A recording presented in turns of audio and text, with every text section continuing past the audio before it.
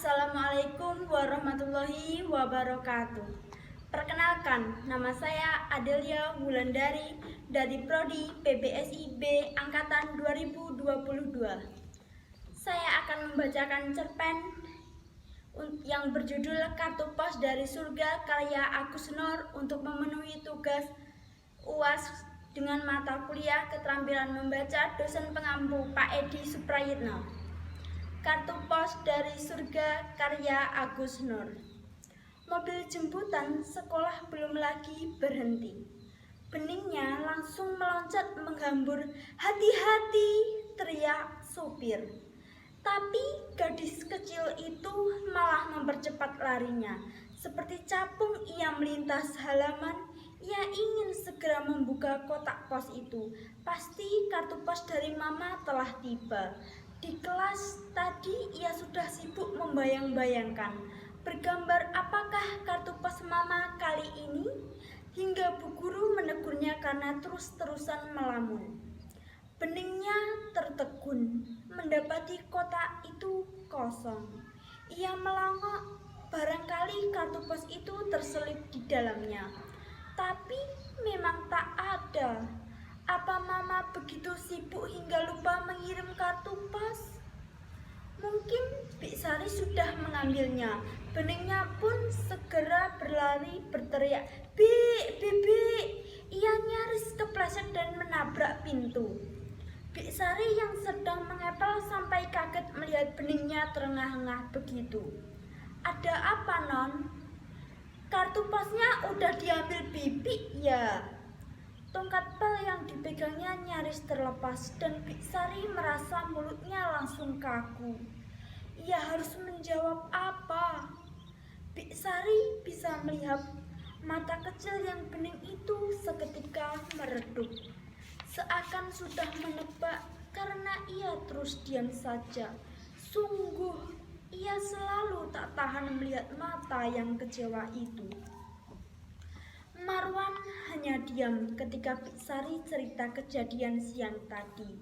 Sekarang setiap pulang, beningnya selalu nanya kartu pos. Suara pembantunya terdengar serba salah. "Saya ndak tahu mesti jawab apa." Memang tak gampang menjelaskan semuanya pada anak itu. Ia masih belum genap 6 tahun. Marwan sendiri selalu berusaha menghindari jawaban langsung bila anaknya bertanya, "Kok kartu pos mama belum datang ya, Pak?" Mungkin Pak Posnya lagi sakit, jadi belum sempat ngantar kemari. Lalu ia mengelus lembut anaknya. Ia tak menyangka betapa soal kartu pos ini akan membuatnya mesti mengarang-arang jawaban. Pekerjaan Ren membuatnya sering berpergian. Kadang bisa sebulan tak pulang. Dari kota-kota yang disinggahinya, ia selalu mengirimkan kartu pos buat beningnya. Marwan kadang meledek istrinya, "Hari gini masih pakai kartu pos?" Karena Ren sebenarnya bisa menelepon atau kirim SMS.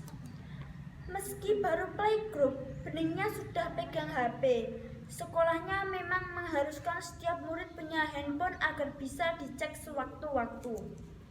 Terutama saat bubaran sekolah untuk berjaga-jaga kalau ada penculikan. Kau memang tak pernah merasakan bagaimana bahagianya dapat kartu pos. Marwan tak lagi menggoda bila Ren sudah menjawab seperti itu. Sepanjang hidupnya, Marwan tak pernah menerima kartu pos. Bahkan rasanya ia pun jarang dapat surat pos yang membuatnya bahagia. Saat SMP, banyak temannya yang punya sahabat pena yang dikenal lewat rubrik majalah. Mereka akan berteriak senang bila menerima surat balasan atau kartu pos dan memamerkannya dengan membacanya keras-keras. Karena iri, Marwan pernah diam-diam menulis surat untuk dirinya sendiri lantas mengeksposnya. Ia pun berusaha tampak gembira ketika surat yang dikirimkannya sendiri itu ia terima. Ren sejak kanak sering menerima kiriman kartu pos dari ayahnya yang pelaut. Setiap kali menerima kartu pos darinya, aku selalu merasa ayahku muncul dari negeri-negeri yang jauh. Negeri yang gambarnya ada dalam kartu pos itu, ujar Ren. Marwan ingat bagaimana Ren bercerita dengan suara penuh kenangan. Aku selalu mengeluarkan semua kartu pos itu setiap ayah pulang. Ren kecil duduk di pangkuan, sementara ayahnya berkisah keindahan kota-kota pada kartu pos yang mereka pandangi. Itulah saat-saat menyenangkan dan membanggakan punya ayah pelaut. Ren merawat kartu pos itu seperti merawat kenangan. Mungkin aku memang jadul, aku hanya ingin benihnya punya kebahagiaan yang aku rasakan. Tak ingin berbantahan, Marwan diam. Meski tetap saja ia merasa aneh dan yang lucu. Pernah suatu kali Ren sudah pulang, tetapi kartu pos yang dikirimkannya dari kota yang disinggahi baru sampai 3 hari kemudian. Ketukan di pintu membuat Marwan bangkit dan ia mendapati benihnya berdiri sayu menentang kotak kayu. Itu kotak kayu pemberian Ren. Kotak kayu yang dulu juga dipakai Ren menyimpan kartu pos dari ayahnya. Melirik jam dinding kamarnya pukul 11:20. Enggak bisa tidur ya? Mau tidur di kamar papa? Marwan menggandeng anaknya masuk. Besok papa bisa antar beningnya enggak? Tiba-tiba anaknya bertanya. Ngantar kemana? Pizza Hut. Beningnya menggeleng. Kemana? Ke rumah Pak Pos. Marwan merasakan sesuatu berdesir di dadanya.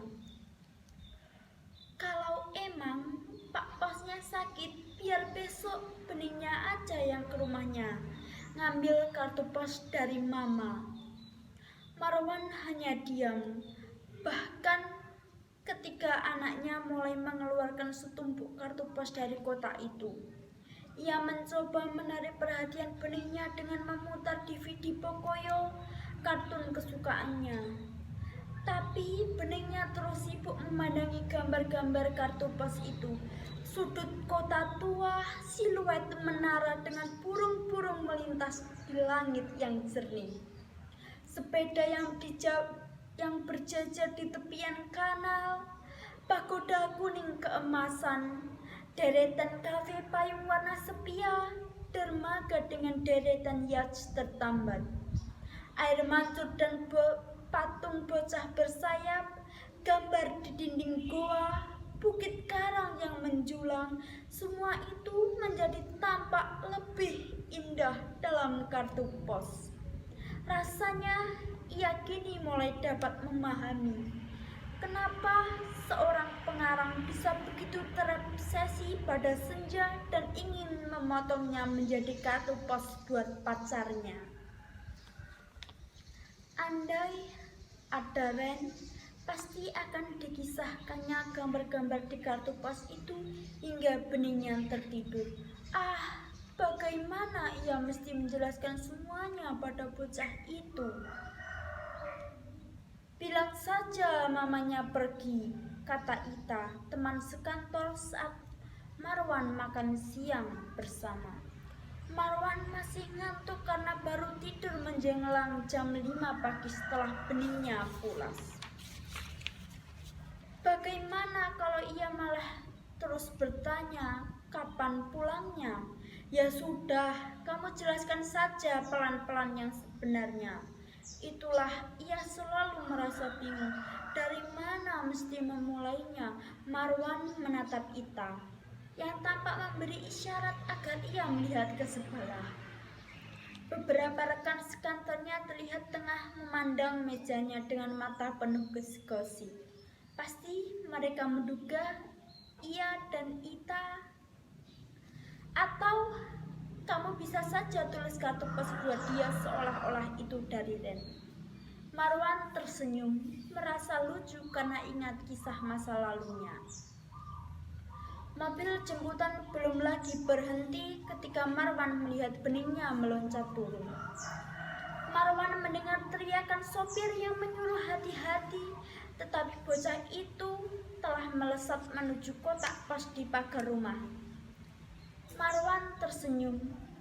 Ia sengaja tak masuk kantor untuk melihat beningnya gembira ketika mendapati kartu pos itu. Kartu pos yang diam-diam ia kirim.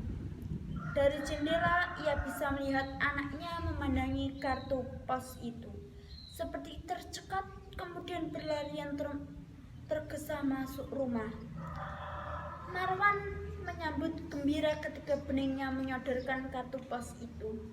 Wah, udah datang ya kartu posnya. Marwan melihat mata beningnya berkaca-kaca. Ini bukan kartu pos dari Mama. Jari mungilnya menunjuk kartu pos itu. Ini bukan tulisan Mama. Marwan tak berani menatap mata anaknya. Ketika beningnya terisak dan berlari ke kamarnya. Bahkan membohongi anaknya saja ia tak bisa. Barangkali memang harus berterus terang. Tapi bagaimanakah menjelaskan kematian pada anak seusianya? Rasanya akan lebih mudah bila jenazah Ren terbaring di rumah. Ia bisa membiarkan beningnya melihat mamanya terakhir kali, membiarkannya ikut ke pemakaman. Mungkin ia akan terus-terusan menangis karena merasakan kehilangan. Tetapi rasanya jauh lebih mudah menenangkan beningnya dari tangisnya ketimbang harus menjelaskan bahwa pesawat Ren jatuh ke laut dan mayatnya tak pernah ditemukan. Ketukan gugup di pintu membuat Marwan bergegas bangun. 12 lewat. Sekelas ia melihat jam kamarnya. Ada apa? Marwan mendapati Bik Sari yang pucat. Beningnya. Bergegas Marwan mengikuti Bik Sari dan ia tercekat di depan kamar anaknya.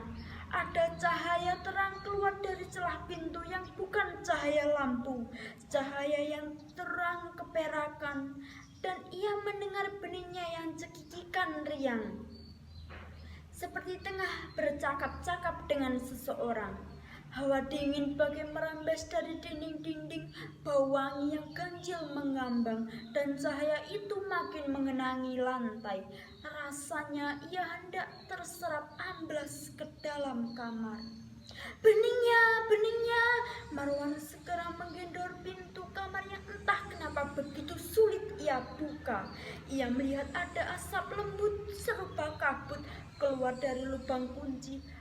Bau sangit membuatnya tersedak, lebih keras dari bau amonia. Ia menduga terjadi kebakaran dan makin panik membayangkan api mulai melahap kasur. Beningnya, beningnya! Bik Sari ikut berteriak memanggil. Buka beningnya, cepat buka! Entahlah berapa lama ia menggedor, ketika akhirnya cahaya keperakan itu seketika lenyap dan pintu terbuka. Beningnya berdiri sambil memegangi selimut. Segera Marwan menyambar mendekatnya.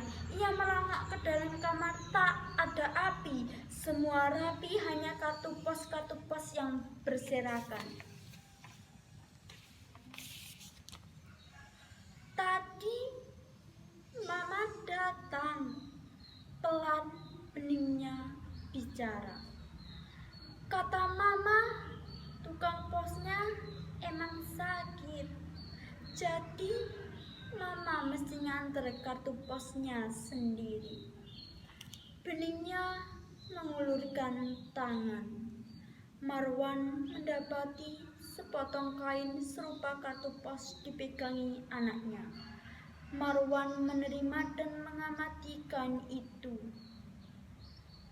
Kain kafan yang tepiannya kecoklatan bagai bekas terbakar. Singapura, Yogyakarta, 2008. Terima kasih. Wassalamualaikum warahmatullahi wabarakatuh.